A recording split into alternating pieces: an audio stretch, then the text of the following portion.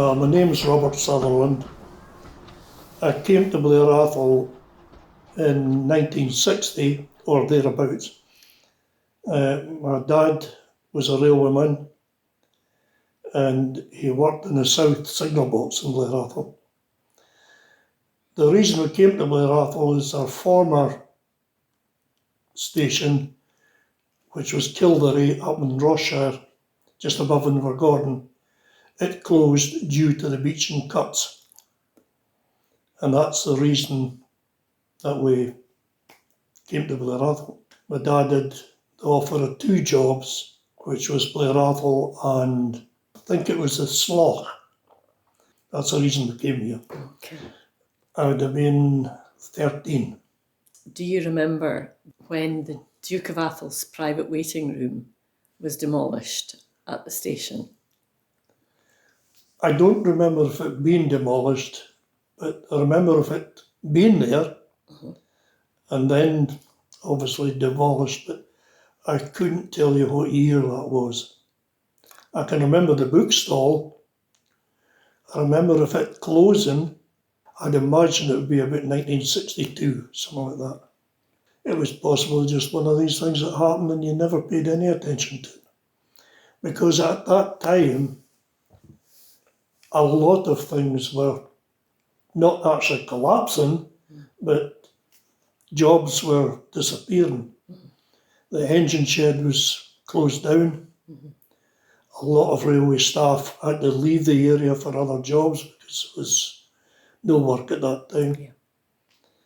There was still the North Signal Box then, and the station, and finally the North Signal Box closed, and then the station after it, and the only place left was the South Box, really, and the cross. But everything disappeared quite quickly. I would say within a year or two of us coming to Blair Atholl, it had completely changed. Railway non-existent to what it was when we came here. But trying to think of years and putting a date on them is very difficult now.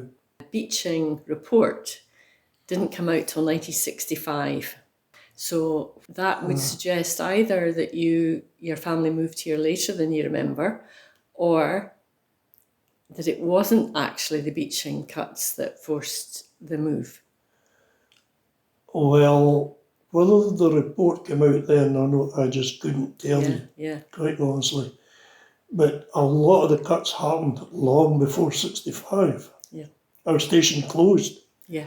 That's the reason we had to move. Yeah. You know. Yeah. And that was all. We weren't the only place that closed. A lot of others too on the Highland Line.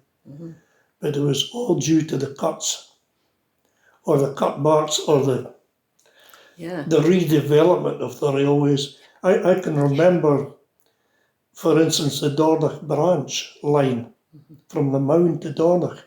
It was still going when I was a kiddie, but it closed before we came down here. The Aberfeldy branch from Bahalui to Aberfeldy was running when I came to Blair in 1960. But within a very short time, that closed. Unless I'm mistaken, Bob, I just can't say when the engine shed actually closed. But I remember some of the drivers that were there at the time, and they were out of a job. Within a couple of years after us coming to Blair Atholl, that was all gone. I can't put a date in it. I was still at school. I did a year and a half in Pitlochry School. I actually left school when I was 14 because my birthday was in the school holidays. You left school at 15 in these days. So I had a year and a half in Pitlochry School. I was definitely working in 63 because that was a very bad winter. I can remember it well. But the engine shed and everything was closed by then. I never thought of it too much at the time because my dad was okay in a job. But my father-in-law, for instance, he was an engine driver. And he eventually ran on the rail cars, as we call them, the local after coming off the steam engine. I don't know how long that was on the go before they were finally withdrawn. A year or two, I would say, maybe 65, 66, something like that. I'm not sure. What were the rail cars? Just more or less what you're seeing nowadays with that two parts of a train, as we call them. You know, there was one that used to come in and it stayed the night in the sidings and then went to Perth again in the morning. The local, it would be from Perth to Blair Atholl. Yeah. He drove it for a spell. It wasn't actually the cuts that I would say closed the engine or shed around. That was development of the rail, the diesels replacing steam. Yeah. But that didn't finally finish till about 68 or so, when steam was off the go altogether. Yeah. I think that was 68, but the steam was away from the line up here by that time. It was diesel. In fact, I remember seeing my first diesel engine, and that was in Kildare before we came down here. So diesels were in before the railway was actually closed, although it was well known that the railways were closed. You know, that was the end of it. Yeah. So when you arrived here and the engine shed was still open and everything, were you one of the children that got to turn the trains and the engines on the turntable? And no, I wasn't actually at it, but that would still have been, I think it would still have been in operation then. Yeah. Because there was still steam engines in the engine shed for propelling trains up the hill, as we call it. Yeah. But when that finally ceased, I just don't know, but it must have been about 62 or 63. That's just a guess. Just a guess. But very early anyway. Yeah. I can remember the engine shed that was open, the tower, the water, all that kind of thing. I remember when we were kids, there was a water column just at the crossing.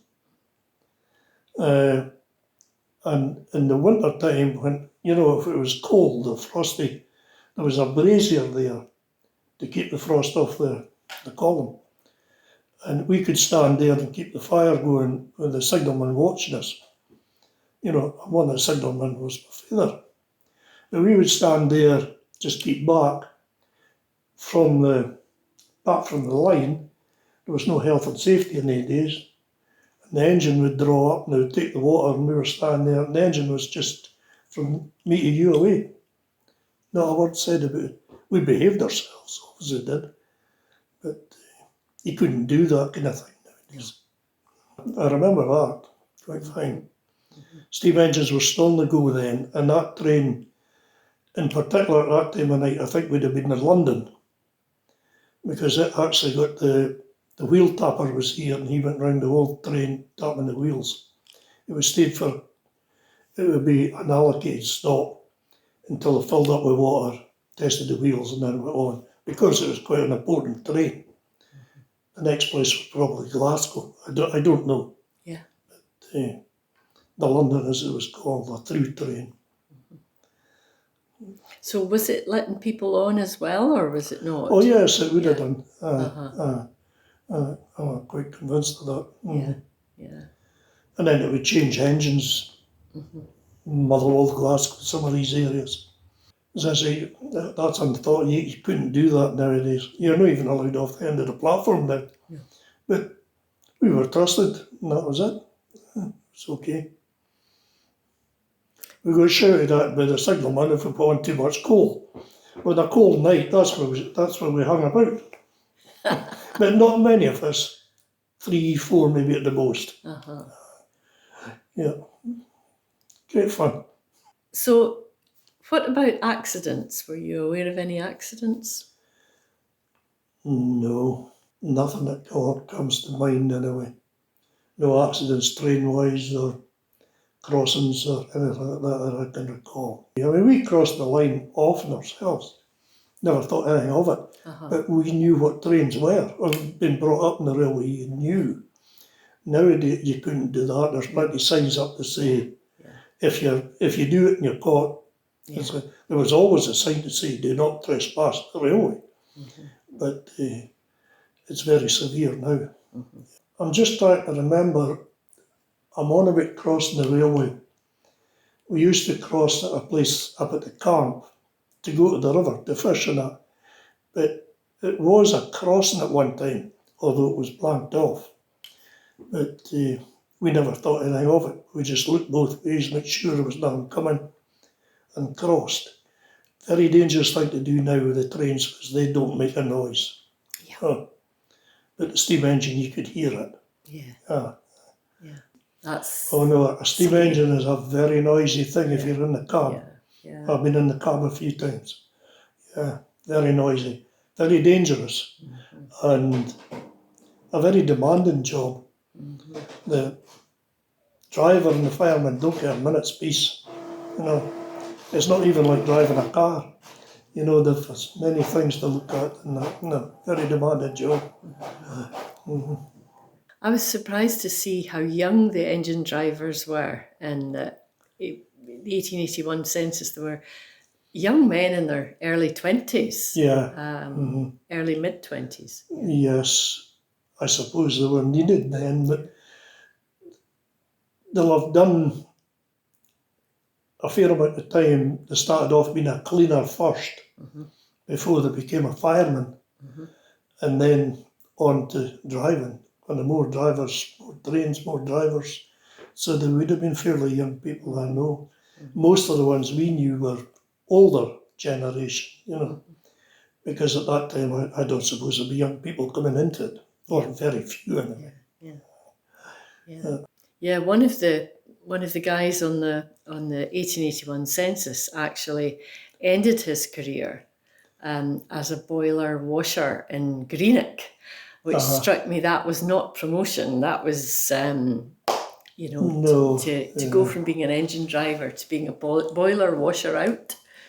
Yes, mind you, it would be a job, but it would be a good job. And it's not everybody that would be able to do it. If he was a boiler inspector, washout man, you know, it's a boiler's a very difficult thing to get into. Okay. And really get to know about it. You have to be a bit of an expert. So a boiler washer out isn't necessarily a bad thing? No. The engines got washed out, possibly by a fireman and a driver every now and again. But if they went to the works to get washed out, it was an inspection and a big job to wash them out. So how do you know this? This is good. Well, I don't know. I just know it through my knowledge of the railway and reading railway books. Yeah. You know, because I've always been keen. I suppose I was never on the railway myself. Yeah. I'm very keen on steam engines. Yeah. You know, Yeah. although you don't see many about here, but Yeah. I've read quite a bit about them. But no, to be a boiler inspector, well, that is a high up job nowadays. To inspect a boiler for insurance purposes and that, there's not many can do it. There's not many boiler smiths now. You know, it's a highly paid job. Good job to win if you can get it. What was your career then? Joiner. Yeah. Well, when I left school, I actually started in forestry on the local estate. And a joiner's apprenticeship came up, so I got and took it. Yeah. And I've been a joiner all my days. Yeah. Which was handy. It meant I stayed in the area. I always had work here. Yeah. Not like a lot of young lads or people that have to leave to get employment. I was very lucky. I had employment here and I was quite happy. Yeah.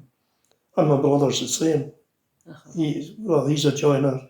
He served his time here, so we're both in the same boat as it were. Yeah. Let me get Mike's station storybook for you to have a wee look at, because it will definitely be nice for you to see. No, I knew his dad and mum very well. Yeah.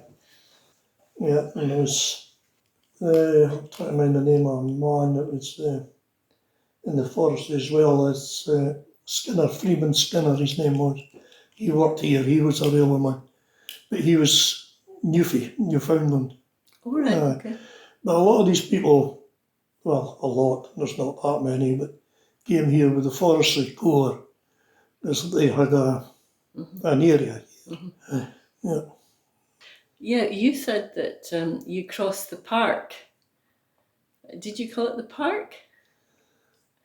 The camp. The camp. The camp. Were you speaking about that camp? It's known as the camp, the Black Island camp. Okay. Yeah, but I'm not sure where the Canadians were in there. Oh yeah. You know, there's still one or two of the brick buildings I've been to left. have a look. I have been to see. You have? Yeah. The cells are still there. It's a complete block. Uh-huh. And there's one or two other bits which were pump houses or something. I don't remember. There is a concrete area where they had a big shed or something like that. But that was all gone, of course, before we came here. I wouldn't know where the crossing was for that. There is a crossing there, a platform. Yes, there's a bit of a platform. You can still see where the platform was. Yeah. I can't remember if that platform was still there when we came to Blair Atholl. It possibly was still there, the platform itself. I just can't remember. There was no stop, of course. I was done away with long before then. But the crossing gates were at the end of the platform. You can still see the straining posts where the gates were and where the track was across the railway. So, one of our group, John, did a little talk on the Black Island for at the exhibition. So again, it's on the YouTube channel if you want to have a look at it. But I'd never heard any of the buildings referred to as the cells. The one that's there, I'm led to believe, is the cells. And what would they have used them for? Well, the Army Corps were soldiers, you know, so they'd be required, but there'd be quite a lot of them. If they had to put them in cells. They were the same as anybody else if they got out of hand or whatever. But you can see by the bars in the windows. Right. There's 4 cells. Okay. And you see the doors back in from the entrance. That's where essentially we stood if it was raining. That is what I was told. That's what I'm led to believe. Yeah, good. From a man that knew the Canadians, which was my father-in-law. So there's a few stories about that, unofficially. They used to poach a lot. Both salmon and my father-in-law was a poacher. I'm a poacher. But anybody that lived in these times were poachers. Yeah. You know, if you get anybody my age that lived in the country and said that they weren't a poacher, I would say you're looking at a liar. Because everybody fished for trout or caught rabbits or that, you know. But one particular story he told me was one of the soldiers gave him a loan of a rifle for shooting. I mean, they used to shoot deer, poachers. And he never got it back in time. He couldn't go on parade, the soldier. So he had to go off ill. Because they're only back to give him his rifle. And that is true. But that's not the kind of story that you spread about. But they were, they were ordinary men like anybody else, anything for a quick buck or whatever, that was it. Poached these days, but no. I thought that was great. Couldn't go on parade because he had no rifle. The poacher still had it, but he couldn't tell him that. He had to go off ill. But that's another story. Anyway, well, thank you very much indeed. Maybe a lot of help to you. No, not at all. Now take that with you and if you share look it. at photos and that, it's different, I can remember the shed yard and such like, and then a lot of sheds in this side too, where the coal merchant was and such like Goat Street, but all that's on photographs in another book, so well done. Yeah.